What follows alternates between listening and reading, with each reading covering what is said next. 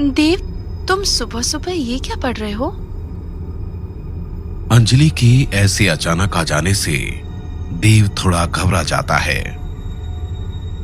कुछ नहीं, बस ऐसे ही। तुम्हें देखकर लग रहा है तुम अभी अभी उठे हो। सुबह सुबह अगर तुम बाकी सब काम छोड़कर ये बुक पढ़ रहे हो तो जरूर इसमें कुछ तो इंटरेस्टिंग होगा। मुझे भी दिखाओ, ये क्या है? नहीं अंजलि, तुम गलत समझ रही हो। इसमें ऐसा कुछ भी इंटरेस्टिंग नहीं है। देव, मैं तुमसे कितनी बार कह चुकी हूँ, तुम मुझसे झूठ नहीं बोल सकते। मैं तुम्हारा झूठ आसानी से पकड़ लेती हूँ। चलो अब मुझे देखने दो। अंजलि, असल में ये मेरी मम्मा की डायरी है। मैं कभी कभी इसे पढ़ता रहता हूँ। इससे ऐसा लगता है जैसे वो मेरे साथ ही है। अच्छा, ऐसी बात है तो तुम्हें पहले ही मुझे बता देना चाहिए था। मैं इतनी जिद नहीं करती। नहीं अंजलि, ऐसी कोई बात नहीं है। तुम चाहो तो बाद में इसे पढ़ सकती हो। अच्छा बाबा, ठीक है। वैसे मैं तुम्हें ये कहने आई थी कि ब्रेकफास्ट रेडी है, जल्दी फ्रेश होकर नीचे आ जाओ। हाँ, वो मैं कल रात लेट तक काम कर रहा था, इसीलिए उठने में देर हो गई। कोई बात नहीं, जल्दी आना। हम लोग नीचे तुम्हारा वेट कर रहे हैं। पता नहीं ये दरवाजा कैसे खुला रह गया। अच्छा हुआ मेरी नींद खुल गई थी, वरना अगर अंजलि ये डायरी पढ़ लेती तो गड़बड़ हो जाती। मैंने जैसे तैसे अंजलि से इसे छुपा लिया है। वैसे मैंने इस बार उससे कोई झूठ नहीं बोला। टेक्निकली ये मेरी मम्मी की ही डायरी है। दोपहर हो चुकी थी। प्रशांत सिंह अपनी कार में कहीं जा रहा था। क्या हुआ भैया, आज आप बहुत परेशान लग रहे हो। क्या बताऊं चिंटू, खबर मिली है कि कल रात पुलिस धनंजय और रॉकी का पीछा कर रही थी। जंगल में किसी जानवर ने धनंजय को मार डाला और रॉकी अभी पुलिस कस्टडी में है। हाँ भैया, मैं आपकी परेशानी समझ सकता हूँ। धनंजय भैया को आप अपने भाई जैसा समझते थे। उनकी मौत का दुख तो होगा ही। मैं धनंजय की मौत के कारण परेशान नहीं हूं। अच्छा हुआ साला मर गया।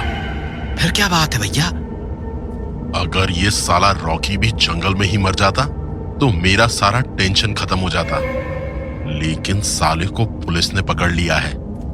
अगर उसने गलती से भी अपना मुंह खोल दिया और अगर पुलिस को पता चल गया कि उस लड़के को मैंने किडनैप करवाया था तो बहुत बड़ी प्रॉब्लम हो जाएगी। एक तो वैसे ही वो डीएसपी हाथ धोकर मेरे पीछे पड़ा हुआ है। भैया आप फिक्र मत करिए, रॉकी पुलिस को कुछ नहीं बताएगा। रॉकी आपको अच्छी तरह जानता है। आपके बारे में बताकर रॉकी को मारना थोड़ी है।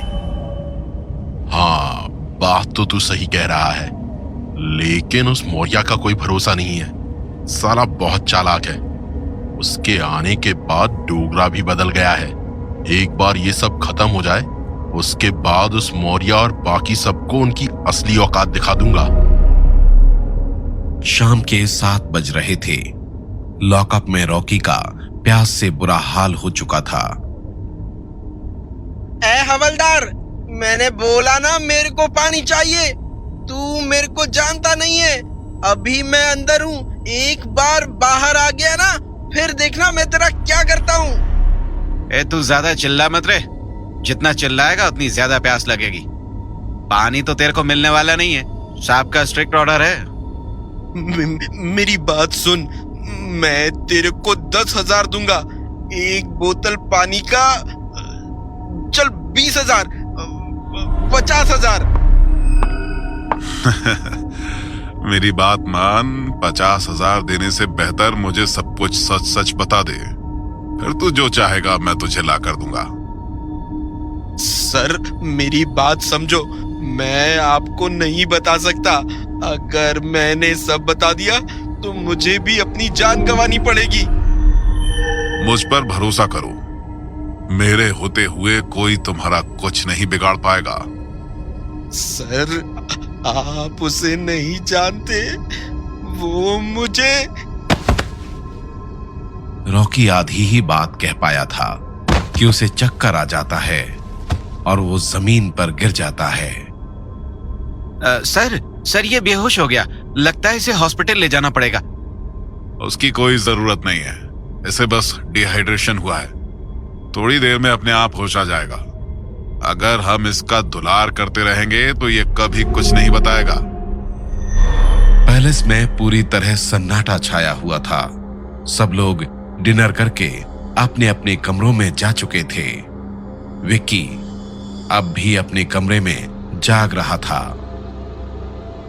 पता नहीं आज नींद क्यों नहीं आ रही है और फोन में भी नेटवर्क नहीं आ रहा है। एक काम करता हूँ, थोड़ी देर हॉल में बैठकर टीवी देख लेता हूँ। वैसे भी यहाँ और कुछ करने को नहीं है। पता नहीं आखिर यहाँ चल क्या रहा है। कोई मुझे कुछ बताता ही नहीं। जब भी कुछ पूछता हूँ मेरी बात को टाल देते हैं। अब तक मुझे निखिल भैया की मौत के बारे में भी नहीं बताया। ये सब लोग जरूर मुझसे कुछ छुपा रहे हैं। अंजलि दीदी भी यहाँ आकर बहुत बदल गई है। विक्की अपने रूम की लाइट्स बंद करता है और निकलकर हॉल की तरफ जाने लगता है। विक्की हॉल में पहुंचा ही था कि उसके कमरे से किसी की पायल की आवाज आती है। ये कैसी आवाज थी? ऐसा लगा जैसे ये मेरे ही रूम से आई। विक्की फिर से अपने रूम के पास जाता है और देखता है कि उसके रूम से रोशनी आ रही थी। ये कैसे हो सकता है? अभी तो मैंने लाइट्स ऑफ की थी। विक्की दोबारा अपने रूम की लाइट्स बंद करता है और फिर हॉल की तरफ बढ़ने लगता है। विकी, यहाँ आओ।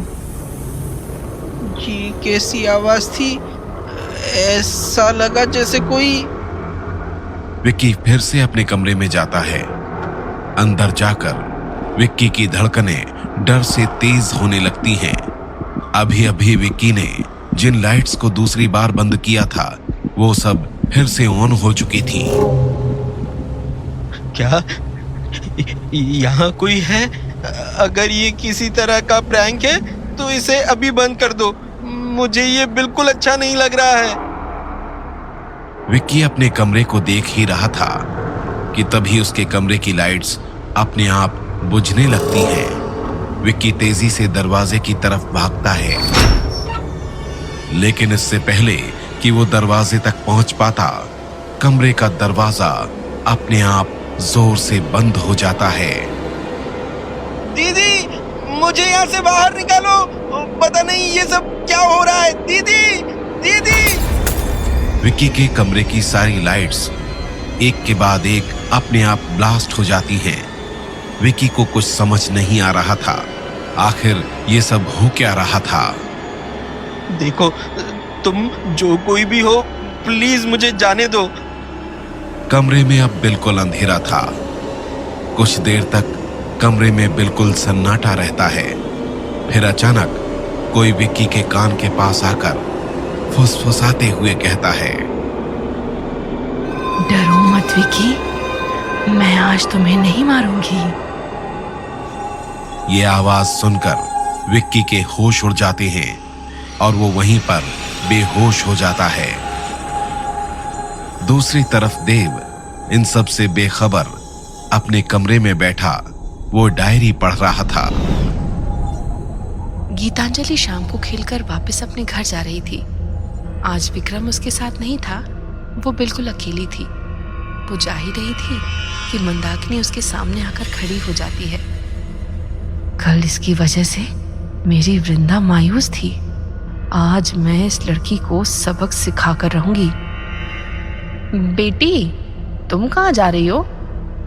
मैं घर जा रही हूँ, अपने बाबा के पास। लेकिन मैंने तो अभी तुम्हारे पापा को जंगल में जाते हुए देखा है। जंगल में? क्या आप मुझे बता सकती हो मेरे बाबा किस तरफ गए हैं? हाँ, क्यों नहीं, तुम्हारे बाबा इस रास्ते से गए हैं। तुम भी जाओ, वो तुम्हें मिल जाएंगे। ठीक है। मंदाकिनी की बात सुनकर गीतांजलि उस रास्ते से जंगल के अंदर जाने लगती है। थोड़ी देर चलने के बाद गीतांजलि घने जंगल के बीच पहुंच जाती है। जंगल इतना घना था कि प्रकाश भी अंदर नहीं पहुंच रहा था। वहां पूरी तरह अंधेरा था। ये क्या? उन्होंने तो यही रास्ता बताया था, लेकिन बाबा तो कहीं नहीं दिख रहे। पत्तों की आवाज सुनकर गीतांजलि सामने देखती है। उसके सामने एक आदमी खड़ा हुआ था। उसका चेहरा कपड़े से ढका हुआ था। ये वही आदमी था जिसने अब तक रत्नागिरी की 3 लड़कियों की जान ली थी। गीतांजलि उसे देखकर चिल्लाने ही वाली थी कि वो आदमी गीतांजलि की तरफ बढ़ता है और अपने हाथ से उसका मुंह बंद कर देता है।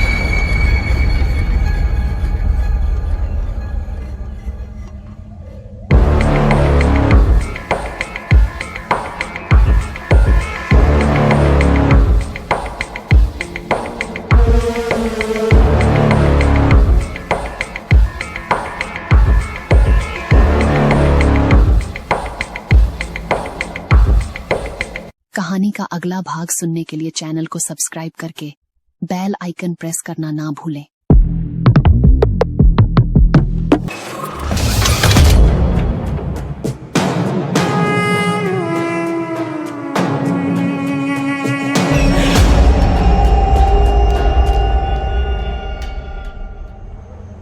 गीतांजलि कुछ भी बोल पाती इससे पहले वो आदमी तेजी से उसकी तरफ बढ़ता है और अपने हाथ से उसका मुंह बंद कर देता है।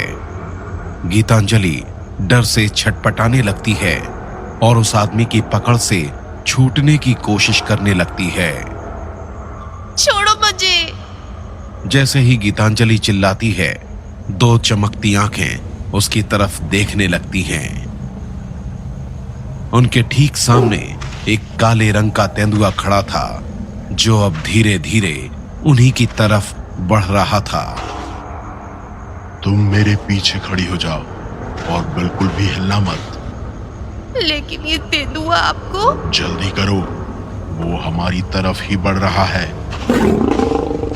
जैसे ही गीतांजलि हिलती है, तेंदुआ तेजी से भागते हुए उसकी तरफ बढ़ने लगता है। तेंदुआ गीतांजलि पर हमला करने के लिए झपटता है। इससे पहले कि वो गीतांजलि तक पहुंचता, वो आदमी अपनी तलवार निकालकर तेंदुए के गले में घोंप देता है और तेंदुए को मार डालता है। अपने घर जाओ, ये वक्त ऐसे जंगल में घूमने का नहीं है। मैं घूम नहीं रही थी, मुझे उस औरत ने। मैंने कहा ना, फौरन अपने घर जाओ। मुझे माफ कीजिए, मुझे लगा कि आप मुझे कोई नुकसान पहुंचाना चाहते हैं। अगर आज आप मुझे इस तेंदुए से नहीं बचाते तो मैं। गीतांजलि अपनी बात पूरी भी नहीं कर पाई थी कि वो आदमी पीछे मुड़ता है और वहां से जाने लगता है। बड़ा अजीब आदमी है, उस तेंदुए से मेरी जान भी बचाई और अब मुझसे बात भी नहीं कर रहा है। अब मुझे वापस घर जाना चाहिए। बाबा इधर नहीं है। पता नहीं उन्होंने ऐसा क्यों कहा कि बाबा जंगल आए हैं। गीतांजलि वापस अपने घर की तरफ चली जाती है।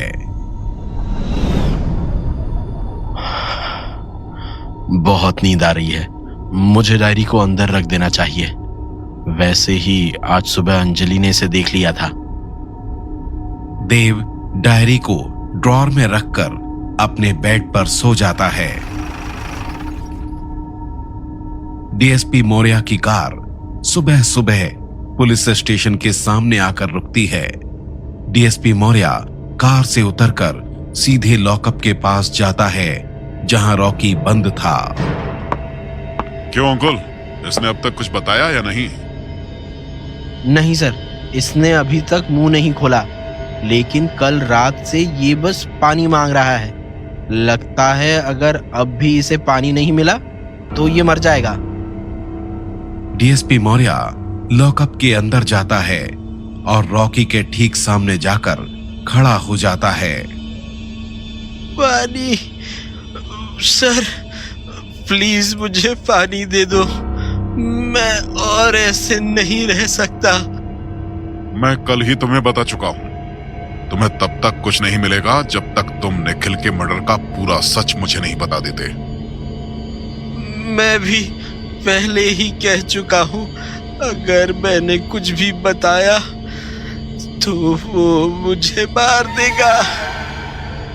तुम मेरा भरोसा करो, मैं तुम्हें कुछ नहीं होने दूंगा। मैं तुम्हारी पूरी सेफ्टी का वादा करता हूं। रॉकी डीएसपी मौर्य की बात का कोई जवाब नहीं देता। वो 2 मिनट तक बिना कुछ कहे सोचने लगता है। ठीक है, मैं सब कुछ बताऊंगा, लेकिन मेरी भी शर्त है। आपको रत्नागिरी से बाहर जाने में मेरी मदद करनी होगी।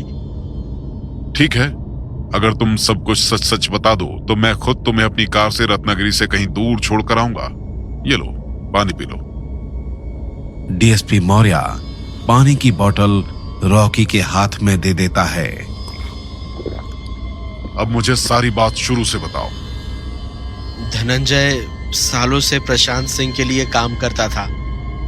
तब से जब वो विधायक नहीं, बस एक गुंडा था। उसी ने 2 महीने पहले मुझे प्रशांत सिंह से मिलवाया।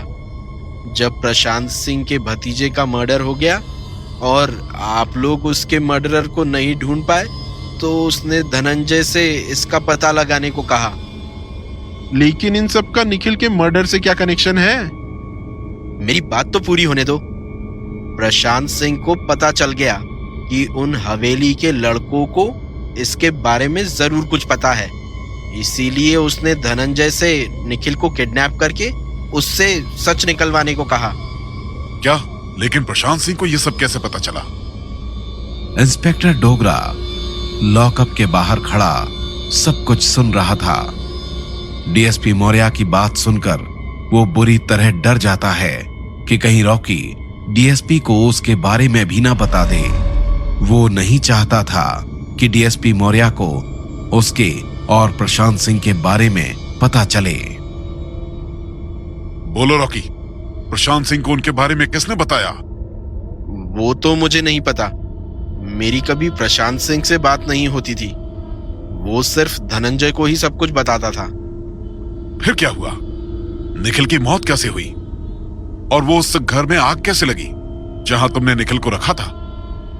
मेरा यकीन करिए सर, मुझे कुछ नहीं पता कैसे वो उस घर में पहुंचा और कैसे उसकी मौत हुई। हमने तो उसे प्रशांत सिंह के गोडाउन में बांध कर रखा था। जब हम सुबह उसे देखने गए तब वो वहां से भाग चुका था। समझ गया। अगर तुम सच बोल रहे हो तो जरूर गोडाउन से भागते हुए किसी ने उसका मर्डर किया है। मैं सच बोल रहा हूं सर, हमें तो पता भी नहीं था कि वो मर चुका है। तो क्या उसने भागने से पहले तुम्हें कुछ बताया था जंगल में उन 5 लड़कों के मर्डर के बारे में? नहीं सर, मुझे तो वो लड़का थोड़ा पागल लग रहा था। इतना टॉर्चर करने के बाद भी अजीब अजीब बात कर रहा था।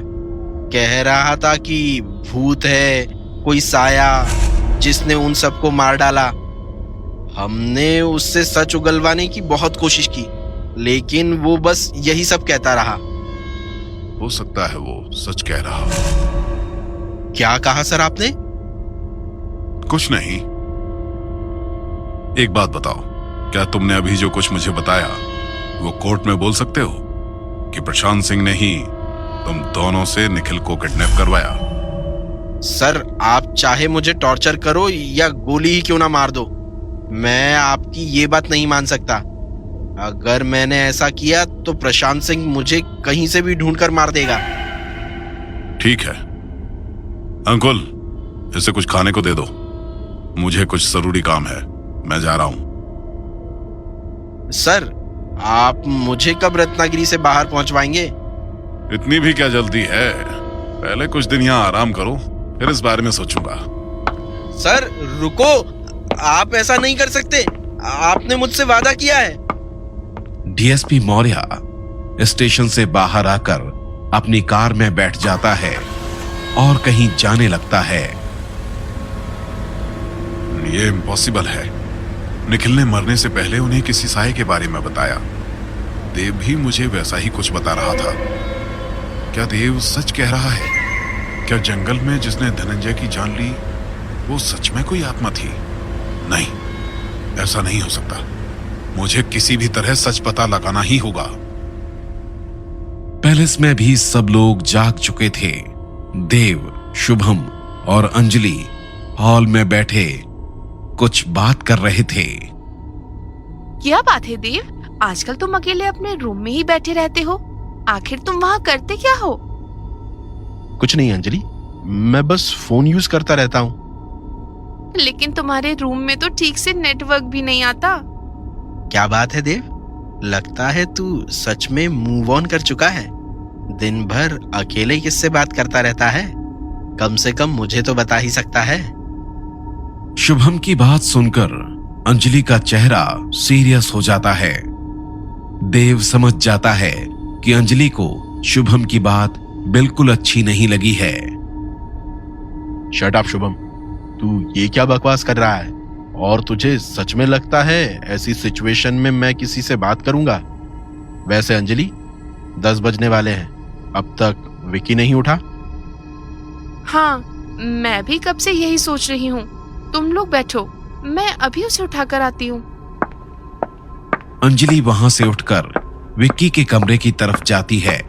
वहां जाकर अंजलि देखती है कि उसके कमरे का दरवाजा थोड़ा सा खुला हुआ था।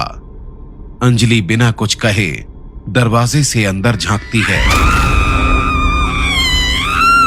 विक्की जमीन पर पड़ा हुआ था और उसका खून पूरे कमरे में फैला हुआ था।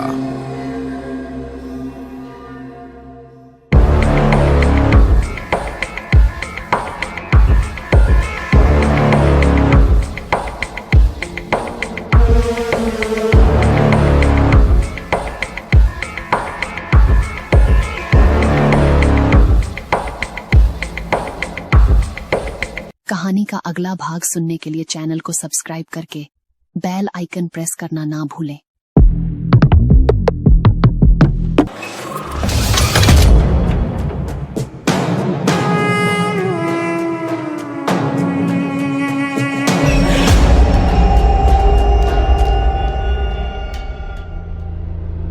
अंजलि की चीख सुनकर देव और शुभम भागते हुए विक्की के रूम के पास आते हैं। क्या हुआ अंजलि, तुम ठीक तो हो ना? हाँ अंजलि, तुम इतनी जोर से चीखी क्यों? विकी अंदर जमीन पर पड़ा हुआ है, उसका खून। देव और शुभम विक्की के रूम का दरवाजा खोलते हैं और अंदर जाते हैं। क्या हुआ शुभम?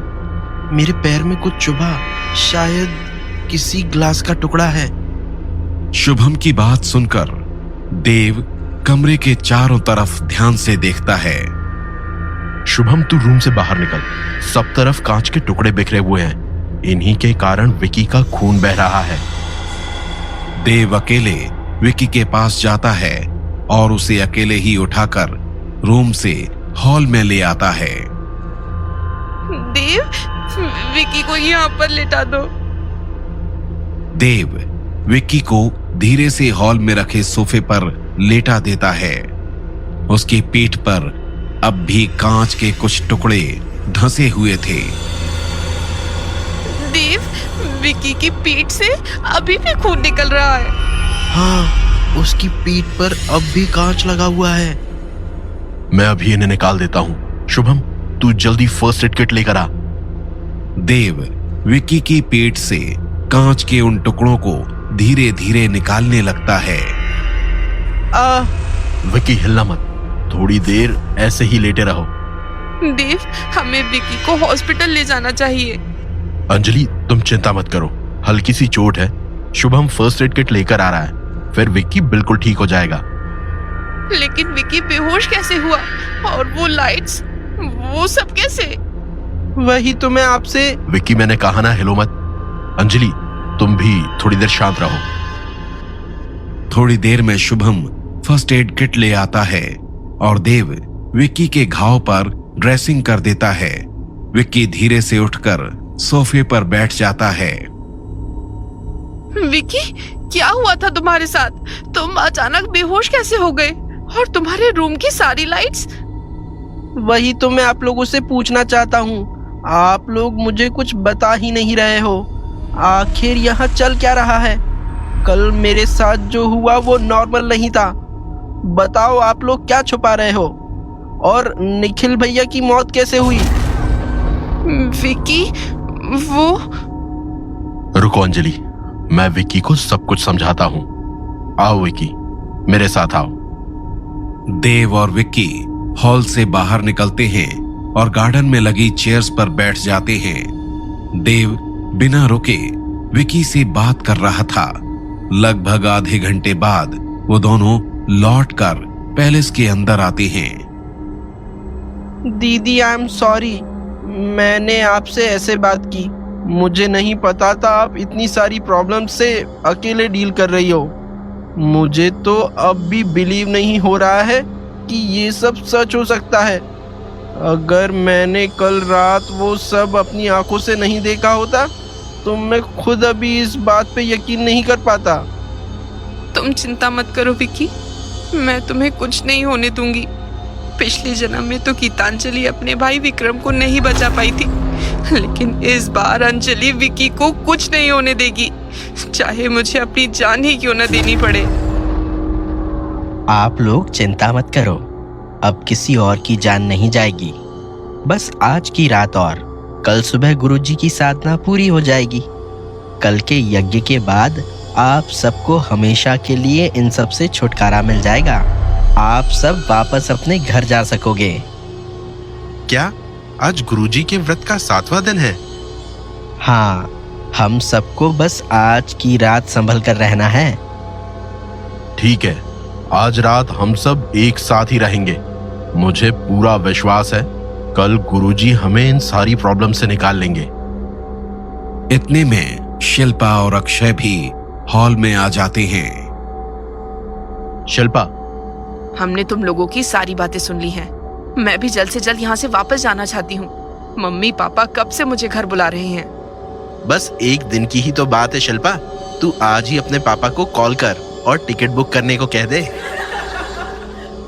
दोपहर हो चुकी थी। डीएसपी मौर्य हॉस्पिटल के अंदर खड़ा रिसेप्शनिस्ट से बात कर रहा था।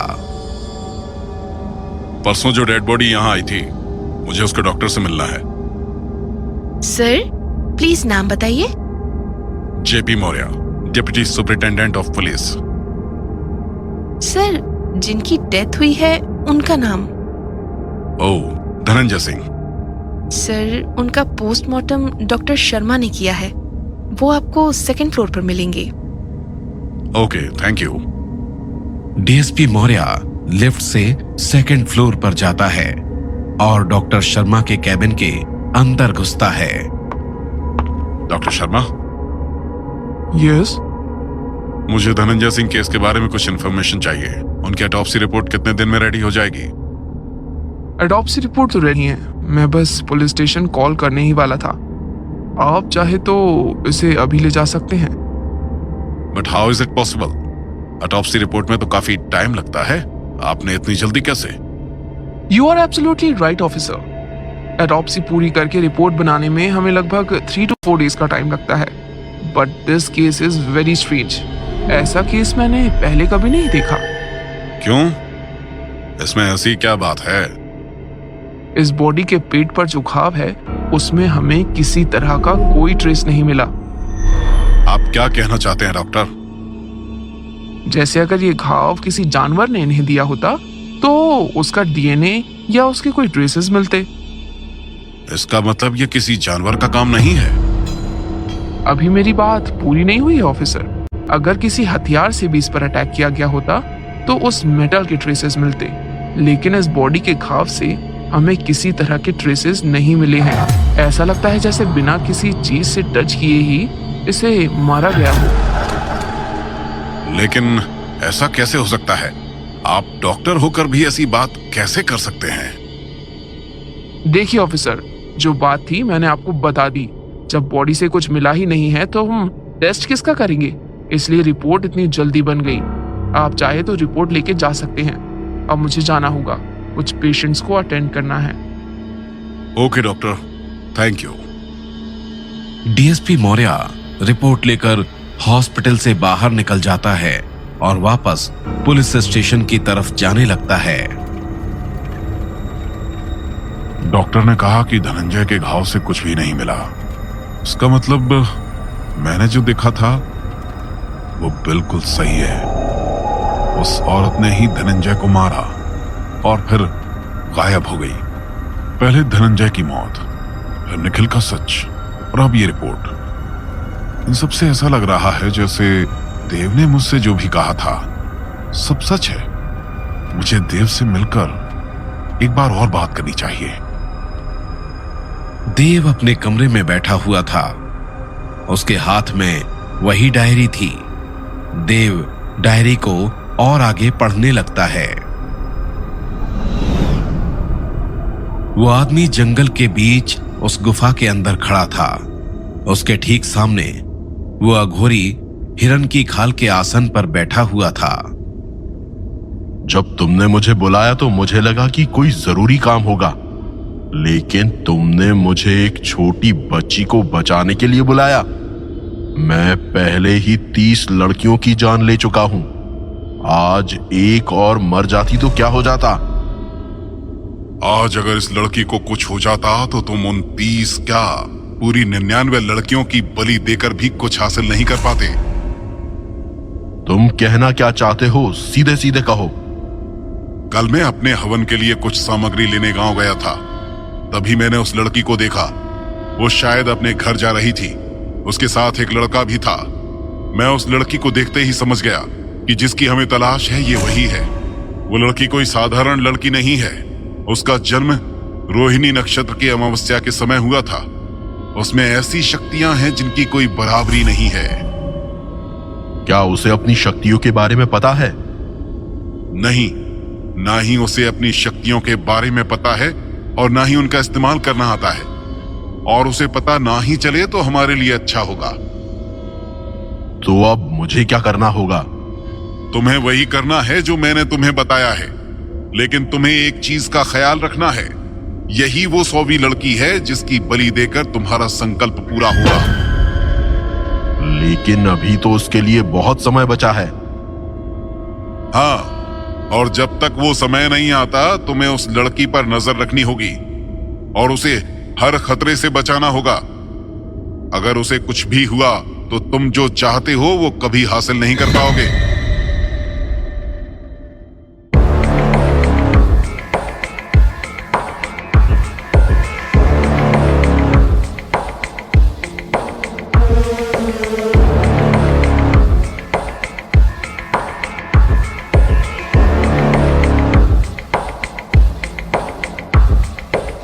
कहानी का अगला भाग सुनने के लिए चैनल को सब्सक्राइब करके बेल आइकन प्रेस करना ना भूलें।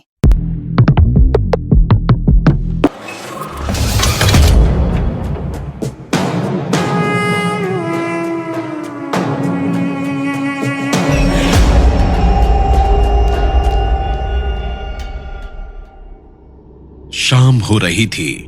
डीएसपी मौर्य अपने ऑफिस में चेयर पर बैठा हुआ था। कांस्टेबल अंकुल भी वहीं खड़ा हुआ था। क्या हुआ सर? मैं कल से देख रहा हूँ आप काफी परेशान लग रहे हैं। हाँ अंकुल, एक बात है जो मुझे पिछले कुछ दिनों से परेशान कर रही है।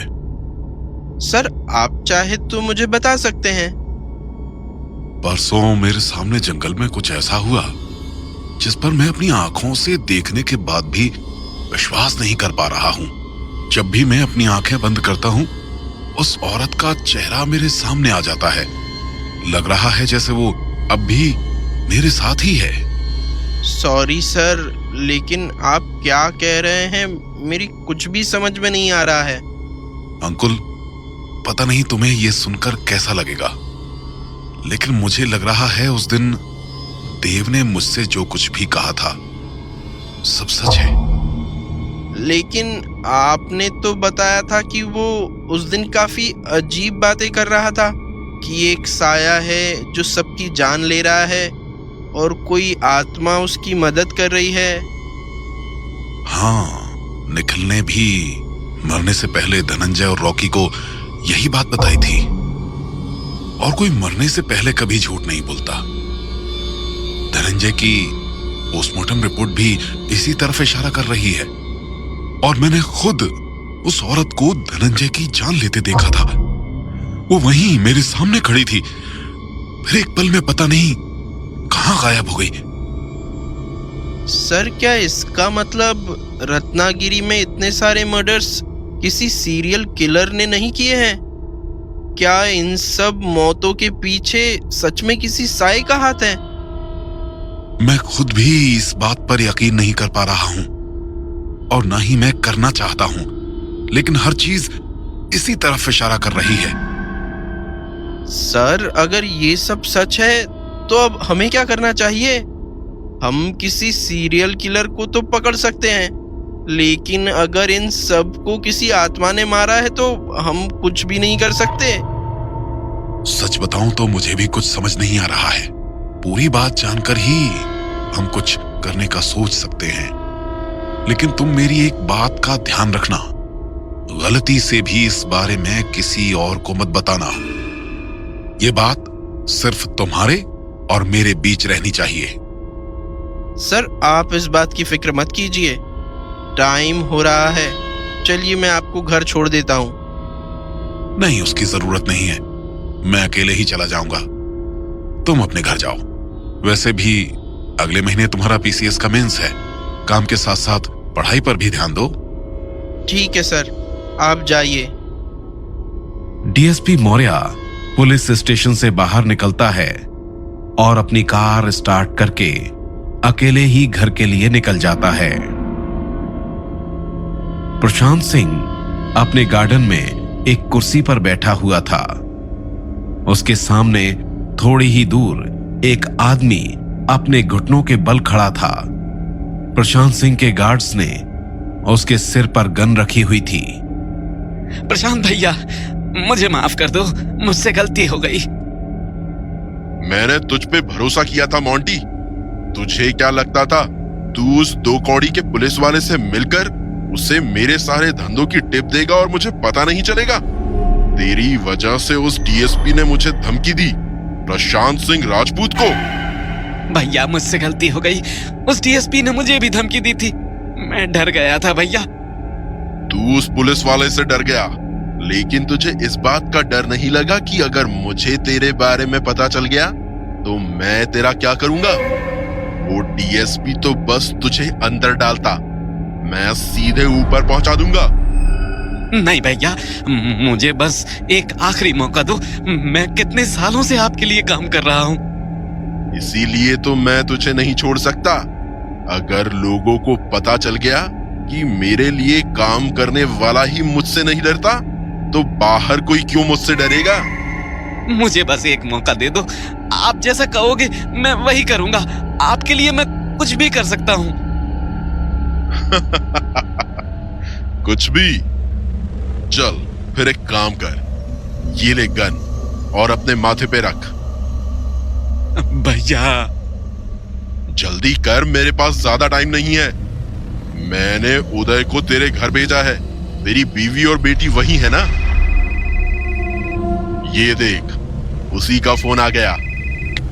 भैया, मैं मोंटी के घर के बाहर ही खड़ा हूँ। उसकी बीवी और बच्ची अंदर ही है। अच्छा, मोंटी पूछ रहा है वो लोग अभी क्या कर रहे हैं? बीवी तो किचन में खाना बना रही है और बेटी टीवी पर कार्टून देख रही है। आप कहो तो अभी दोनों को। अगर तूने उनकी तरफ देखा भी तो तुझे भी गुस्सा आता है? ठीक है, उदय उन्हें कुछ नहीं करेगा, लेकिन तुझे। मोंटी प्रशांत सिंह की गन से खुद को गोली मार लेता है। उसका खून चारों तरफ फैल जाता है। देख क्या रहे हो? रुमाल दो मुझे, सारे कपड़े गंदे कर दिए। मोंटी का खून प्रशांत सिंह के चेहरे पर लगा हुआ था। प्रशांत सिंह रुमाल से अपना चेहरा साफ करता है। उसके सफेद कपड़ों पर भी खून के लाल छींटे लगे हुए थे। अब इसको भी कहीं ठिकाने लगाना पड़ेगा। जल्दी इसकी बॉडी को गाड़ी में डालो, आज रात इसे जंगल में दफना देंगे। देव, अंजलि, शुभम और अक्षय हॉल में बैठे बातें कर रहे थे। यार बस अब गुरुजी जल्दी से वो यज्ञ पूरा कर दे, मुझसे अब और वेट नहीं हो रहा। आखिरकार हम सब वापस अपने घर जा पाएंगे। हाँ, मैं भी सब कुछ बहुत मिस कर रहा हूँ, स्पेशली मुंबई का स्ट्रीट फूड। मुझे तो याद भी नहीं आ रहा मैंने लास्ट टाइम पिज्जा कब खाया था। शुभम, तुझे अभी भी खाने की पड़ी है? अरे कैसे ना पड़ी हो, शुभम तो बचपन से एक नंबर का भुक्कड़ है, अपने साथ साथ मेरे घर का खाना भी खा जाता था। अक्षय मजाक मजाक में अपना हाथ शुभम की पीठ पर रख देता है। अक्षय ध्यान से, शुभम का घाव अभी पूरी तरह नहीं भरा है। सॉरी, मैं भूल गया था। शुभम तुझे लगी तो नहीं? नहीं, आई एम फाइन। तू बिना वजह ही उस दिन अकेले जंगल में गया था। अगर तूने जाने से पहले मुझे बताया होता तो ऐसा कुछ नहीं हुआ होता। मैं तुझे बिना किसी प्रॉब्लम के उस अघोरी की गुफा में ले जाता और मुझे साथ देखकर वो आत्मा भी हमारे पास नहीं आती। तू तो रहने ही दे अक्षय। अगर मैं तुझे अपने साथ ले जाता तो भी तू उस औरत को देखकर वहां से भाग गया होता। और वैसे भी उस दिन तेरा बर्थडे था। मैं नहीं चाहता था तुझे अपने बर्थडे के दिन ही हॉस्पिटल में एडमिट होना पड़े। शुभम और अक्षय की बात सुनकर देव कुछ सोचने लगता है। दुर्गावती की डायरी में भी एक अघोरी के बारे में लिखा है, और वो भी जंगल में किसी गुफा में रहता था। कहीं अक्षय और शुभम जिसकी बात कर रहे हैं, ये वही अघोरी तो नहीं जिसने उन सब लड़कियों को मारने में उस आदमी की मदद की थी? नहीं, ऐसा कैसे हो सकता है? वो बात तो कम से कम 150 साल पुरानी है। लेकिन अगर ऐसा है तो वो अघोरी जरूर मुझे साए के बारे में बता सकता है। मुझे उससे एक बार जरूर मिलना चाहिए। क्या हुआ देव, कहाँ खोए हुए हो? क्या? कहीं नहीं। मैं कब से नोटिस कर रही हूँ, कुछ दिनों से तुम काफी वियर्ड बिहेव कर रहे हो। घंटों तक अकेले अपने रूम में रहते हो और अभी हमारे साथ हो तब भी अपने ख्यालों में खोए हुए हो। मैं तो तुम्हें पहले ही बता चुका हूँ। आई एम श्योर देव को किसी से प्यार हो गया है। देव उसी के ख्यालों में खोया रहता है। क्यों देव?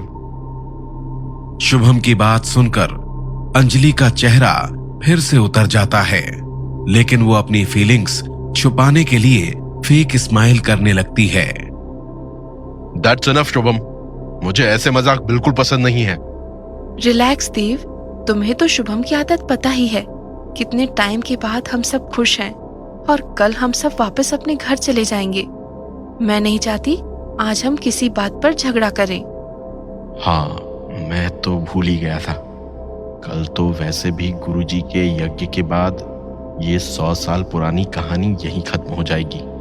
मैं बेवजह ही उस अघोरी से मिलने का सोच रहा था। तुम लोग बैठो, मैं 5 मिनट में आती हूँ।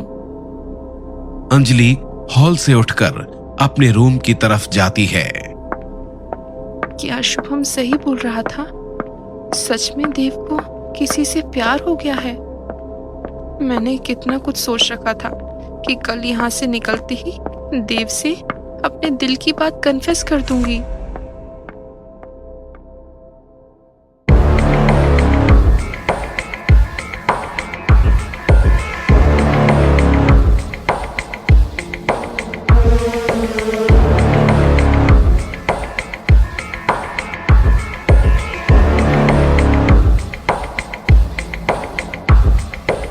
कहानी का अगला भाग सुनने के लिए चैनल को सब्सक्राइब करके बेल आइकन प्रेस करना ना भूलें।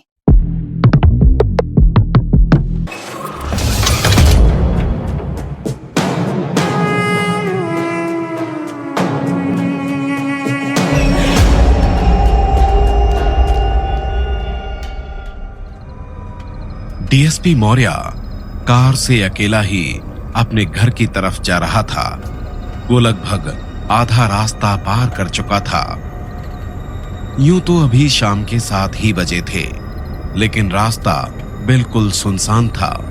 कोई दूसरी गाड़ी तो क्या, कोई जानवर भी दिखाई नहीं दे रहा था। रोड के दोनों तरफ घना जंगल था और हवा चलने से पत्तों के हिलने की आवाज आ रही थी। मैंने कभी नहीं सोचा था मैं कभी इन सब चीजों पर विश्वास करूंगा। आई कांट बिलीव ये सब सच में हो रहा है। मैं कल सुबह ही देव से मिलने पैलेस जाऊंगा, वही मुझे इन सब के बारे में पूरी बात बता सकता है।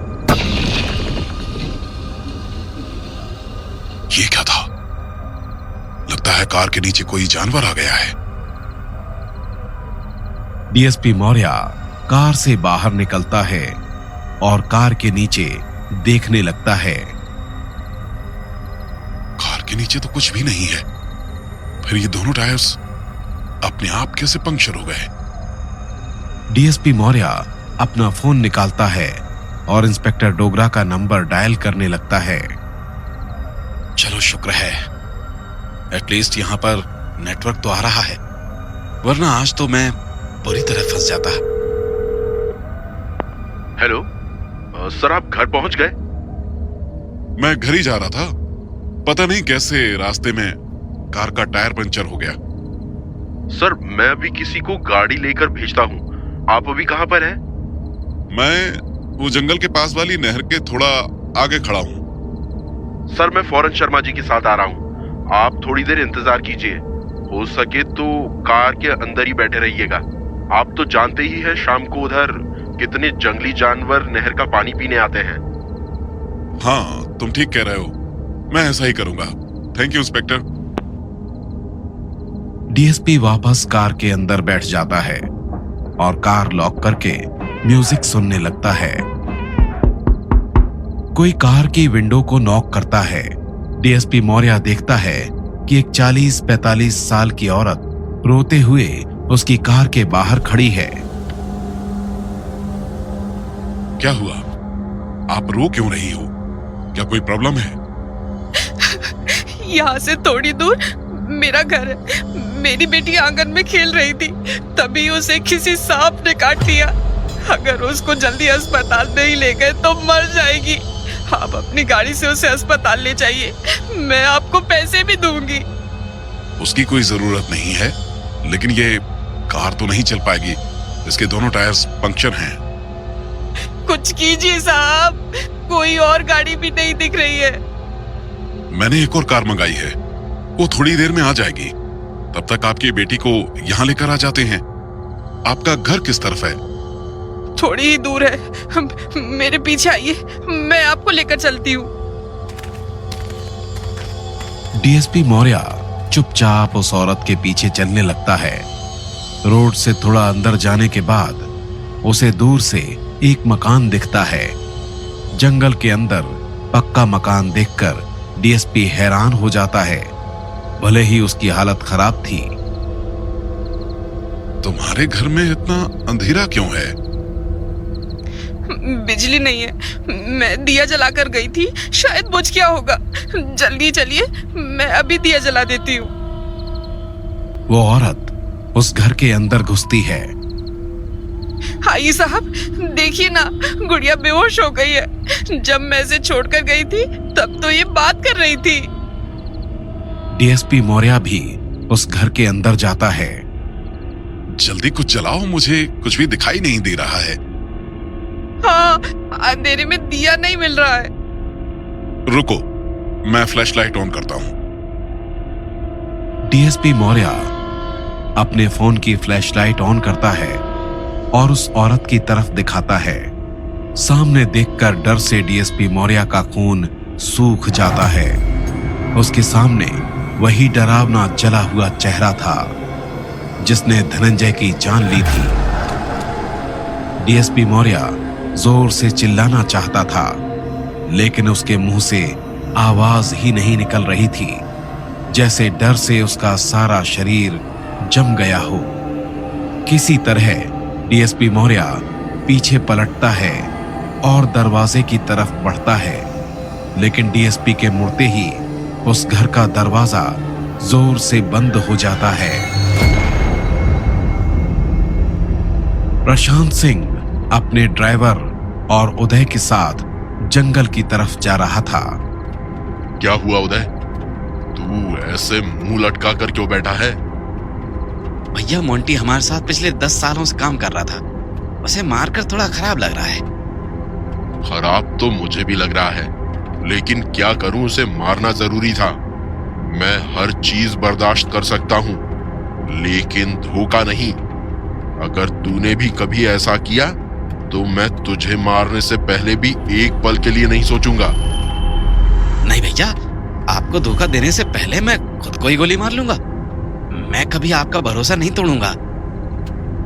मुझे पता है, काश मोंटी को भी ये बात समझ आ गई होती। ड्राइवर अचानक कार को रोड के बीच में रोक देता है। क्या हुआ? कार क्यों रोक दी? सर, सामने किसी की कार खड़ी हुई है। भैया, ये तो डीएसपी की गाड़ी लग रही है। हाँ, ये पक्का उसी की कार है। इसके पीछे महाराष्ट्र पुलिस का स्टिकर भी लगा हुआ है। लेकिन ये यहाँ क्यों खड़ी है? भैया, कहीं इसे उस जगह के बारे में तो नहीं पता चल गया जहां हम चोरी का अफीम रखते हैं। लेकिन इस नई जगह के बारे में तो मोंटी को भी नहीं पता था। कहीं तूने तो उसे इसके बारे में नहीं बताया? नहीं, मैंने तो उस जगह के बारे में किसी को नहीं बताया है। अगर ये काम सच में मोंटी ने किया है तो जल्दी ही उसकी बीवी और बच्चों को भी उसके पास भेज दूंगा। लेकिन अभी हमें क्या करना चाहिए? ड्राइवर, कार आगे बढ़ाओ। लेकिन भैया, डिक्की में अभी भी मोंटी की लाश रखी हुई है। अगर पकड़े गए तो प्रॉब्लम हो जाएगी। उसकी कार में कोई नहीं है, और वैसे भी किसी की इतनी हिम्मत नहीं है कि मेरी कार की तलाशी ले। ड्राइवर धीरे धीरे कार को आगे बढ़ाने लगता है और डीएसपी मौर्य की कार के सामने रोक देता है। ये क्या? इसके तो दोनों टायर पंचर है और कार भी लॉक्ड है। लगता है इसीलिए वो डीएसपी कार को यहाँ छोड़कर चला गया है। अब हमें यहाँ से निकलना चाहिए।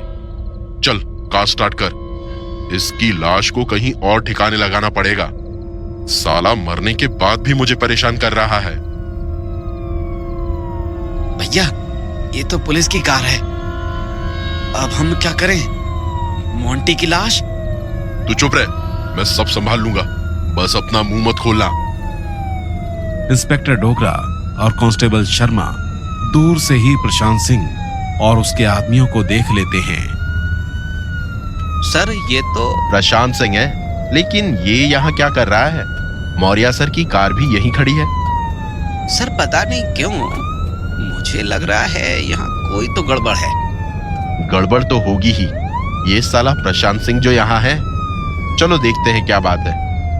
कांस्टेबल जीप को डीएसपी की कार के पीछे रोकता है और वो दोनों जीप से उतर जाते हैं। विधायक जी, आप यहाँ क्या कर रहे हैं? कुछ नहीं, मौर्य जी की गाड़ी यहाँ खड़ी देखी तो रुक गया। सोचा कहीं मौर्य जी किसी परेशानी में तो नहीं है। तो सर कहाँ है? पता नहीं, जब हम आए तो कार में कोई नहीं था। इंस्पेक्टर डोगरा डीएसपी मौर्य का नंबर डायल करता है। सर, मुझे लग रहा है कहीं लोगों ने मौर्य सर के साथ कुछ। वैसे आप लोग अभी कहाँ जा रहे हैं? डोगरा, तू मुझसे सवाल कर रहा है? तुझे याद है ना तू किसके सामने खड़ा है? हाँ, मुझे अच्छी तरह याद है। सच सच बताओ, आपने मौर्य सर के साथ क्या किया है? मैंने उन्हें कार में ही रहने के लिए कहा था। कहाँ है वो? देख डोगरा, मुझे तुझसे झूठ बोलने की कोई जरूरत नहीं है। मैं पहले ही कह चुका हूं वो यहाँ नहीं था। ठीक है, इनसे बोल तेरी गाड़ी खोले। मुझे तेरी कार चेक करनी है। इंस्पेक्टर डोगरा को आज ऐसे देखकर प्रशांत सिंह हैरान रह जाता है। उसने आज से पहले कभी ऐसे बात नहीं की थी। देखो इंस्पेक्टर, मैं सच कह रहा हूं, मैंने मौर्य जी को कुछ नहीं किया है। इंस्पेक्टर डोगरा ड्राइवर के हाथ से चाबी छीनता है और कार को अनलॉक कर देता है।